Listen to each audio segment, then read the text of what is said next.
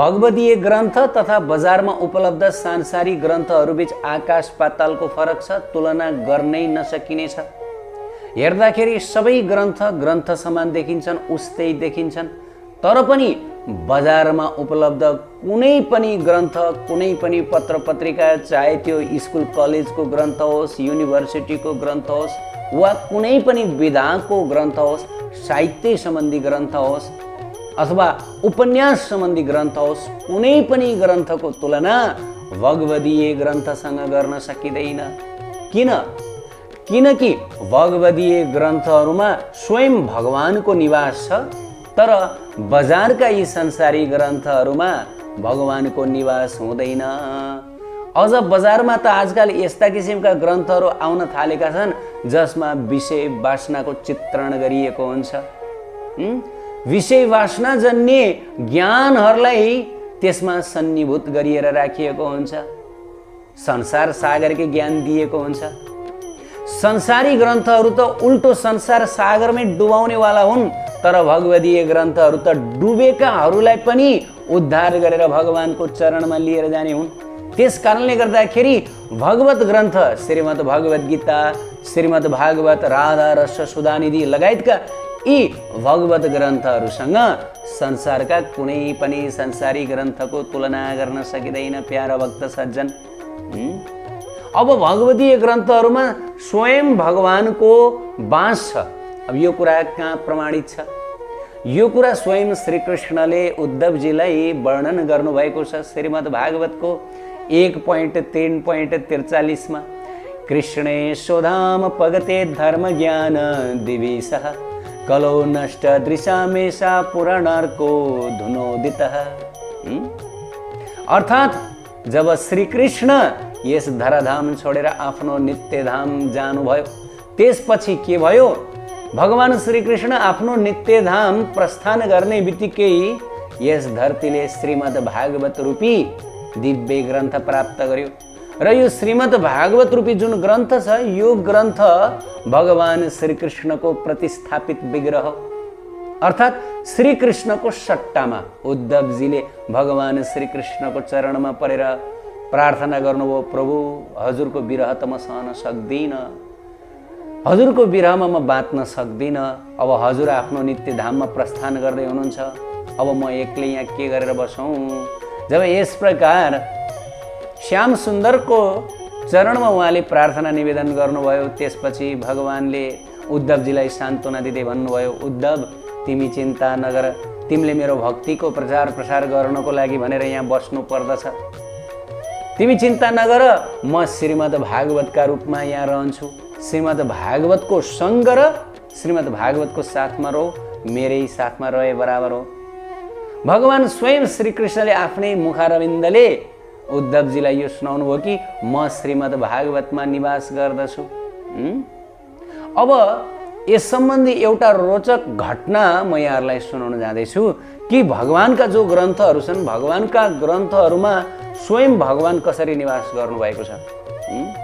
र म सबैजनालाई यो एउटा प्रेरणादायी कुरा के बताउन जाँदैछु भन्दाखेरि, जब पनि हामीहरूलाई बोर लाग्दछ, जब पनि हामीहरूमा नैराश्यता छाउँदछ, जब पनि हामीहरूलाई अल्छी लाग्दछ, आलस्यता लाग्दछ, विशेष गरी अहिले वर्तमान समयमा हामी घरमै बसिरहेका हुन्छौँ थुनिएर, त एकदमै नरमाइलो लागिरहेको हुन्छ।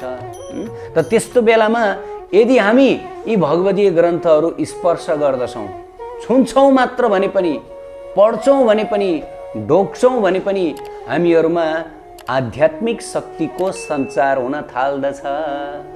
यो तपाईँ हामी आफै अनुभव गर्न सक्दछौँ। जब पनि हामीहरूलाई नराम्रो लागिरहेको हुन्छ, हामीहरूलाई उराठ लागिरहेको हुन्छ, तब तुरुन्त अरू केही काम नगर्नुहोस्। जस्तै हामीहरूले फेसबुक आधा घन्टाबाट अलिकति बढी चलायौँ भनेदेखि हामीहरूलाई झ्याउ लाग्न थाल्छ, नरमाइलो लाग्न थाल्छ, भित्रभित्रबाट उराठ लाग्न थाल्छ। अझ दिनभरि चलायो भने त ओहो पागल जस्तो भइन्छ। किन भन्दा यी भौतिक साधनहरूले वास्तवमा हामीहरूलाई भित्रबाट आनन्द दिन सक्दैनन्, किनकि भौतिक साधनहरूमा भगवानको वास छैन। त्यसकारणले जति धेरै हामी भौतिक सरसाधनहरूलाई चलाउँदछौँ, त्यति धेरै हामीहरूलाई भित्रबाट खिन्नताको अनुभव हुन्छ। हामीहरूमा शक्तिहीन हुँदै जान्छ। तर जब हामी भगवत गीता, श्रीमद् भागवत लगायतका यी दिव्य ग्रन्थहरू, भगवतीय ग्रन्थहरू पुरा दिनभरि पढ्दछौँ भने पनि हामीहरूलाई आलस्य लाग्दैन, नयाँ नयाँ रस आउँदछ, आनन्दमाथि आनन्द थपिँदै जान्छ। यो प्र्याक्टिकल हो, यो हामी सबैले अनुभव गर्न सक्दछौँ। किन यस्तो हुन्छ? किन भन्दाखेरि त साक्षात् भगवान् निवास गर्नुभएको हुन्छ यहाँ। त्यस कारणले गर्दा जब पनि हामी यी ग्रन्थहरू स्पर्श गर्दछौँ, पढ्दछौँ, हामीहरूको साथमा साक्षात् भगवान् निवास गर्नुहुन्छ, साक्षात् श्रीकृष्ण राधारानी हाम्रा साथमा निवास गर्नुहुन्छ। त्यस कारणले गर्दाखेरि भगवानको सानिध्यमा रहेको कारणले गर्दा हामीहरूमा त्यो आध्यात्मिक शक्ति सञ्चारित हुन्छ र हामीहरूलाई आनन्द लाग्दछ। भलै हामीहरूले यी भगवतीय ग्रन्थहरूका जो विचारहरू छन् त्यसलाई नबुझेका हुन सकौँला, त्यहाँ लेखेका टीका तात्पर्यहरू हामीले नबुझेका हुन सकौँ न, तर पनि के हुन्छ भन्दाखेरि भगवानको यहाँ निवास हुनुभएको कारणले गर्दाखेरि स्पर्श गर्ने बित्तिकै, जसरी हामीहरूले विद्युतलाई स्पर्श गर्ने बित्तिकै हामीलाई झड्का लाग्दछ, त्यसै गरी यी भगवतीय ग्रन्थहरूलाई स्पर्श गर्ने बित्तिकै हामीहरूलाई भगवत प्रेमको झड्का लाग्दछ। प्यारा भक्त सज्जन, यो सत्य कुरा हो। किनकि यी ग्रन्थहरूमा स्वयं भगवानको वास छ। यो कुनै कपोल कल्पित कुरा होइन। हाम्रो गाउँघरतिर यी भगवतीय ग्रन्थहरूलाई के गर्ने गरिन्छ? कपडाले बेरेर राख्ने गरिन्छ, एकदमै सम्मानपूर्वक राख्ने गरिन्छ, पूजा गरिन्छ। किन पूजा गरिन्छ? किन पूजा गरिन्छ भन्दाखेरि स्वयं भगवान् हुनुहुन्छ। त्यस कारणले गर्दाखेरि यी भगवतीय ग्रन्थहरूको हामीहरूले आश्रय लिनु पर्दछ। यी संसारी फेसबुक यिनीहरू भने केही समयलाई चलाउने हो, केही समय, तर यिनीहरूमा धेरै लिप्त हुनुहुन्न। हामीहरूले अधिकभन्दा अधिक समय त यी भागवत, रससुधा निधि, भक्ति रसामृत सिन्धु, भगवत गीता लगायतका यी दिव्य शास्त्रहरूको अध्ययनमा लगाउनु पर्दछ। प्यारा भक्त सज्जन, अब एउटा रोचक घटना म यहाँहरूलाई सुनाउन जाँदैछु कि भगवत गीताबाट स्वयं भगवान् श्रीकृष्ण प्रकट हुनुभएको एउटा वास्तविक घटना। उडिसा राज्यमा एउटा घटना घटेको थियो। एकचोटि उडिसामा ठुलो बाढी आयो। बाढी आएको कारणले गर्दाखेरि त्यहाँ अनिकाल छायो, मानिसहरू बाहिर निस्कन पाएनन्। अनि त्यहाँ एक जोडी ब्राह्मण भक्त हुनुहुन्थ्यो।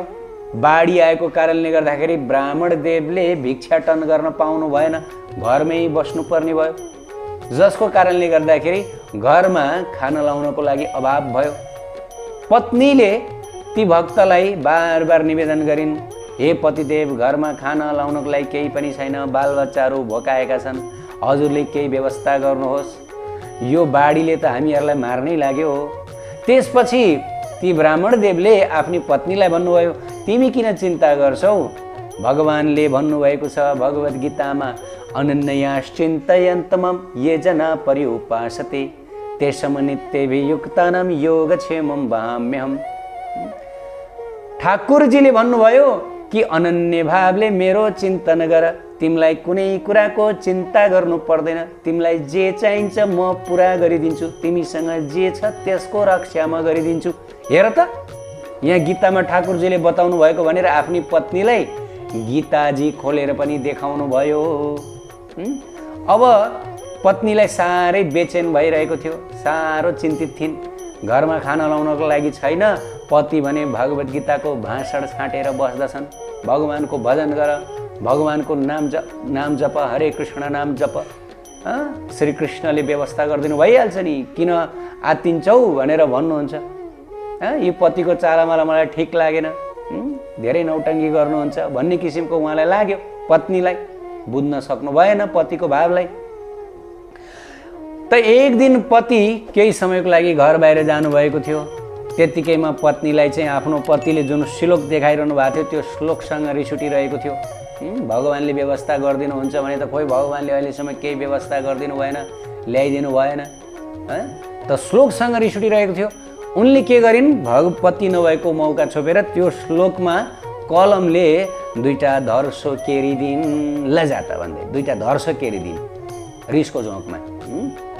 त्यसपछि के भयो, कसैले ढोकामा ढकढक गरेको आवाज उनले सुनिन्। को आएको रहेछ भनेर उनी ढोकामा गइन्। ढोका खोलेर हेर्दा त सुन्दर सुन्दर श्याम वर्णका किशोरलाई देख्नुभयो। अनि ती किशोरका साथमा टन्न अनाज, अन्न, फलफुल, गेडागुडी पनि देख्नुभयो। ती किशोरले भन्नुभयो, हे माई, हजुरको घरमा भोजन आदिको समस्या परेको मैले थाहा पाएँ, त्यसैले हजुरहरूको लागि भनेर मैले यो ल्याएको छु, कृपया राखी बक्सियोस्। त यस प्रकार ती किशोरले भने। अनि त्यसपछि ती माईले सोध्नुभयो, ब्राह्मणीले सोध्नुभयो, हे किशोरजी, हजुर को हुनुहुन्छ, कहाँबाट आउनुभयो, कृपया आफ्नो परिचय दिनुहोला र यतिका सामानहरू हजुरले कसले भनेर ल्याइदिनु भयो, अचम्म लागेको छ। यो भनेपछि ती किशोरले भन्नुभयो, हे ब्राह्मणी, म धेरै बोल्न सक्दिनँ, मेरो जिब्रोमा घाउ लागेको छ, कसैले मेरो जिब्रोमा घाउ लगाइदियो, नपत्याइ हेर्नुहोला भनेर जिब्रो खोलेर देखाउनु भयो। जिब्रो खोलेर देखाउँदाखेरि 2टा धर्सो घाउ लागेको रहेछ। अनि त्यसपछि भन्नुभयो, म धेरै कुरो गर्दिनँ, हजुरका जो पतिदेव हुनुहुन्छ, मेरा एकदमै नजिकका मित्र हुनुहुन्छ, उहाँले मलाई खबर गर्नुभयो मेरो घरमा भोजन आदिको समस्या छ, बालबच्चा पत्नी भोकै छिन्, केही व्यवस्था गरिदिनुहोस्, सहयोग गर्नुहोस्। त्यही कारणले गर्दाखेरि आफ्नो मित्रताको नाताले मैले सहयोग भनेर यी कुरा ल्याएको छु, कृपया राख्नुहोला, लौमा लागे, मेरो जिब्रोमा घाउ छ भनेर ती किशोर त्यहाँबाट हिँड्नुभयो। र ती ब्राह्मणीले ती किशोरद्वारा प्रदान गरेको जति पनि अनाज अन्न छन्, थुप्रै थियो, टन्नै थियो, त्यो सबै भित्र लगेर राखिन्। केही समयपछि ब्राह्मणदेव पनि फर्कनुभयो र ब्राह्मणदेवले घरभरि अन्न नै अन्न देख्नुभयो, फलफुल विविध किसिमका परिकारहरू पनि देख्नुभयो। यो देखेर ब्राह्मणलाई अचम्म लाग्यो। हे पत्नी देवी, तिमीले कहाँबाट व्यवस्था गर्यौ, चमत्कारै गर्यौ कि जादु गर्यौ भनेर सोध्नुभयो। त्यसपछि पत्नी देवीले भन्नुभयो, चमत्कारै भयो, चमत्कारै भयो। एक सुन्दर श्याम वर्ण कालो वर्णका किशोर आउनुभयो। मैले घरभित्र आउनु केही जलपान गराउनु भने, तर उहाँले भन्नुभयो मलाई हतार छ, म गइहाल्छु। अनि त्यसपछि ब्राह्मणदेव त भगवानका भक्त हुनुहुन्थ्यो, सायद भगवानै आउनुभयो कि क्या हो, म नभएको मौका छोपेर भन्ने लाग्यो। अनि ब्राह्मणदेवले सोध्नुभयो, अनि के भन्दै हुनुहुन्थ्यो त ती किशोरले बताऊ, उत्सुकतामा सोध्नुभयो ब्राह्मणदेवले। त्यसपछि ब्राह्मणीले भनिन्, अरू त खासै केही होइन, कसैले कुन चाहिँ असती पापीले त्यत्रा सुन्दर बालकको जिब्रोमा घाउ लगाइदिएको रहेछ, 2टा धर्सो घाउ मैले देखेँ। त यति ब्राह्मणीले बताइन्। ब्राह्मणदेव पनि ओहो, कसले त्यो घाउ लगाइदियो होला, कस्तो पापी होला, त्यस्तो महान त्यस्तो सुन्दर बालकमा। त्यसपछि ती ब्राह्मणदेवले आफ्नो गीता पल्टाएर त्यही श्लोक पढ्न थाल्नुभयो। अनन्याश्चिन्तयन्तमं ये जना पर्युपासते तेषां नित्यभियुक्तानां योगक्षेमं वहाम्यहम्। अनि त्यो श्लोकमा यसो हेर्नुहुन्छ त त्यो श्लोकमा 2टा धर्सो कोरेको रहेछ। ब्राह्मणीलाई सोध्नुभयो, हे पत्नी यहाँ आऊ, यहाँ आऊ। पत्नी पनि आइन्। के भो? ब्राह्मणदेवले सोध्नुभयो, यो धर्सो कसले लायो यहाँ? ब्राह्मणीले भनिन्, हे पतिदेव, मैले नै लगाइदिएँ, मलाई यो कुरो अलि चित्त नबुझेर मनमा व्याकुल भइरहेको थियो, त्यसैले मैले लगाइदिएँ। ब्राह्मणदेवले ब्राह्मणीलाई गाली गर्दै भन्नुभयो, हे मूर्ख आइमाई, तिमीले के गर्यौ? तिमीले स्वयं भगवानको जिब्रोमा घाउ लगाइदियो। भागवत त स्वयं भगवान स्वरूप हुनुहुन्छ। ती जो अघि नै आउनुभएका किशोर अरू कोही नहुनु भएर साक्षात हाम्रा आराध्य उनै श्याम सुन्दर भगवान हुनुहुन्छ। लौ अनर्थ गर्यौ, लौ अपराध गर्यौ, अब हामी दुवैजनाले उनै श्याम सुन्दर भगवानको चरणमा परेर माफ माग्नु पर्दछ। हाम्रो दुःख देख्न नसकेर हामीहरूलाई कृपा गर्न भनेर आउनुभएको थियो, तर तिमीले भने जिब्रोमा घाउ लगाइदियौ। माफ माग तुरुन्तै, अहिले तुरुन्तै कान समातेर उठबस गर। त यस प्रकार पत्नीले भगवान श्याम सुन्दरसँग माफ मागिन्, हे प्रभु, गल्ती भयो, हजुरको ग्रन्थमा हजुर निवास गर्नुहुन्छ भनेर मलाई थाहा थिएन, मैले अज्ञानतावश हजुरको जिब्रोमा घाउ लगाइदिएँ, मलाई माफ गर्नुहोस् भन्दै पत्नी देवी धुरो धुरो रुन थालिन्। श्याम सुन्दर भगवान आफ्ना ठाकुरजीको अगाडि बसेर र ब्राह्मणदेवले पनि श्याम सुन्दर भगवानसँग माफ माग्नु, हे दयामयी कृपामयी, मेरी अज्ञानी पत्नीलाई हजुरले माफ गरिदिनु होला, क्षमा गरिदिनु होला।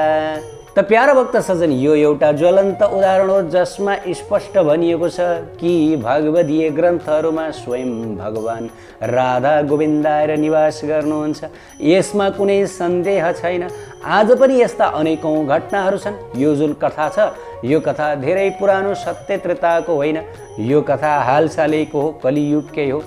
यस्ता धेरै घटनाहरू छन् जहाँ भगवदादि ग्रन्थहरूको स्पर्श मात्र गर्नाले रोग शोक आदि सम्पूर्ण कुरा हटेर गएको र यो सत्य हो। यदि तपाईँलाई शोक लागेको छ, यदि तपाईँ चिन्तित हुनुहुन्छ, तपाईँ रोगी हुनुहुन्छ भने पनि प्रत्येक दिन भगवतीय ग्रन्थहरू पढ्नु होला, कमसेकम स्पर्श गर्नु होला। पुरै ग्रन्थ पढ्न नसके पनि 1-2टा श्लोक भए पनि पढ्ने गर्नु होला, आफ्नो साथमा लिएर हिँड्नु होला। किनकि भगवदीय ग्रन्थ साथमा हुनु भनेको साक्षात राधा गोविन्द साथमा हुनु हो। जय जय श्री राधे निताई गौर प्रेमानन्दे। हरे कृष्ण कृष्ण कृष्ण हरे हरे, हरे राम राम राम हरे हरे। उत्कृष्ट आध्यात्मिक जानकारीहरूका लागि नेपालकै पहिलो शुद्ध आध्यात्मिक च्यानल टिभी लजिकल कृष्णलाई सब्स्क्राइब गर्न नभुल्नुहोला र हरेक अपडेट्सका लागि यो बेल आइकन पनि दबाइदिनुहोला।